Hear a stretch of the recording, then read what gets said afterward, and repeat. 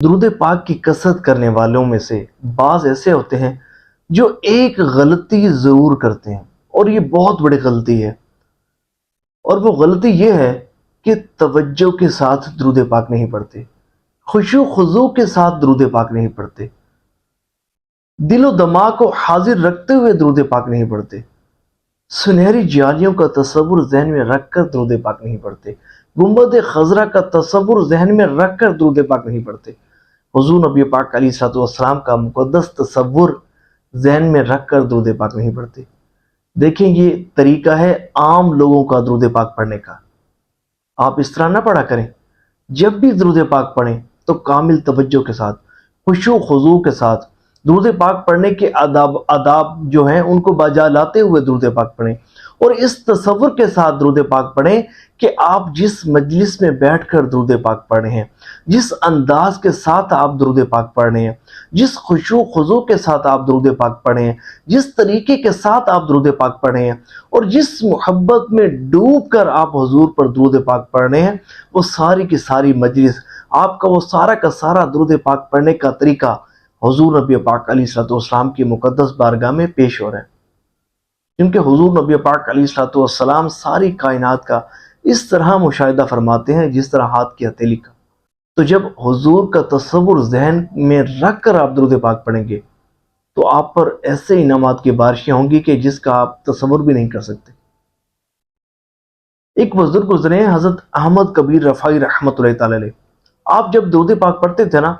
تو اس تصور کے ساتھ درود پاک پڑھتے تھے کہ گویا کہ آپ مواجہ شریف کے سامنے حاضر ہیں، حضور کے بارگاہ میں حاضر ہیں، اور بیٹھے درود پاک پڑھ رہے ہیں۔ بیٹھے رفع میں ہوتے تھے، لیکن تصور یہ ہوتا تھا کہ میں مواجہ شریف کے سامنے بیٹھا درود پاک پڑھ رہا ہوں۔ تو جب آپ کو مواجہ شریف حاضری کا شرف حاصل ہوا، جب آپ کو مدینہ منورہ ذات اللہ شرف و تعظیمہ میں حاضری کا شرف حاصل ہوا، تو جب آپ حضور نبی پاک علیہ الصلوۃ والسلام کی مقدس بارگاہ میں حاضر ہوئے تو عرض کیا، یا رسول اللہ صلی اللہ تعالی علیہ وآلہ وسلم، جب میں رفع میں ہوتا تھا تو اپنی روح کو بھیجا کرتا تھا، میری روح آپ کی بارگاہ میں حاضر ہو کر درود پاک کے نذرانے پیش کیا کرتی تھی۔ یا رسول اللہ، آج میں اپنی روح اور جسم کے ساتھ آپ کی بارگاہ میں حاضر ہوا ہوں، کیا آج مجھ پر کرم نہیں فرمائیں گے؟ ان الفاظ کی تکرار کرتے کرتے آپ پر جذب کی کیفیت طاری ہوئی، اور پھر آپ پر وہ کرم ہوا کہ جس کا کوئی شخص تصور بھی نہیں کر سکتا۔ پھر موقع پر موجود زائرین نے دیکھا، اہل مدینہ نے دیکھا، موقع پر موجود تمام عاشقان رسول نے دیکھا کہ جب آپ نے السلام علیکم کہہ کر اپنا ہاتھ سنہری جالیوں کی طرف بڑھایا تو سنہری جالیوں سے حضور نبی پاک علیہ الصلوۃ والسلام کا دست اقدس باہر تشریف لایا، اور حضرت احمد کبیر رفاعی رحمۃ اللہ تعالی علیہ کو حضور کے دست اقدس کی زیارت کرنے کا بھی شرف حاصل ہوا، اور حضور کے دست اقدس کو بوسہ دینے کا شرف بھی حاصل ہوا۔ تو یہ ہے صلہ، یہ ہے انعام توجہ کے ساتھ درود پاک پڑھنے کا، یہ ہے انعام حضور کا تصور ذہن میں رکھ کر درود پاک پڑھنے کا، یہ ہے انعام مسجد نبوی شریف کا، گنبد خضرا شریف کا تصور ذہن میں رکھ کر درود پاک پڑھنے کا۔ اس لیے تو حضرت شیخ عبد الحق محدث دہلوی رحمۃ اللہ تعالی علیہ، آپ فرماتے ہیں نا درود پاک پڑھنے کا بڑا ہی زبردست طریقہ ارشاد فرماتے ہیں۔ آپ فرماتے ہیں تو درود پڑھ،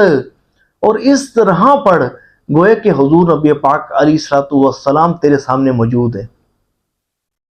گویا کہ حضور نبی پاک علیہ الصلوۃ والسلام تیرے سامنے جلوہ افروز ہیں،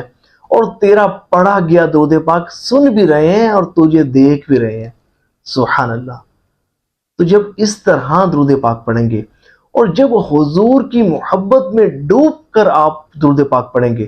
تو آپ پر ایسے ایسے انعامات کی بارشیں ہوں گی کہ آپ اس کا تصور بھی نہیں کر سکتے۔ تو جب بھی درود پاک پڑھیں تو توجہ کے ساتھ، دل و دماغ کو حاضر رکھتے ہوئے، رجوع قلب کے ساتھ، دل و دماغ کو خیالات سے پاک رکھتے ہوئے توجہ کے ساتھ آپ درود پاک پڑھیں۔ جب اس طرح درود پاک پڑھیں گے تو آپ کو وہ برکتیں نصیب ہوں گی کہ جس کا آپ تصور بھی نہیں کر سکتے۔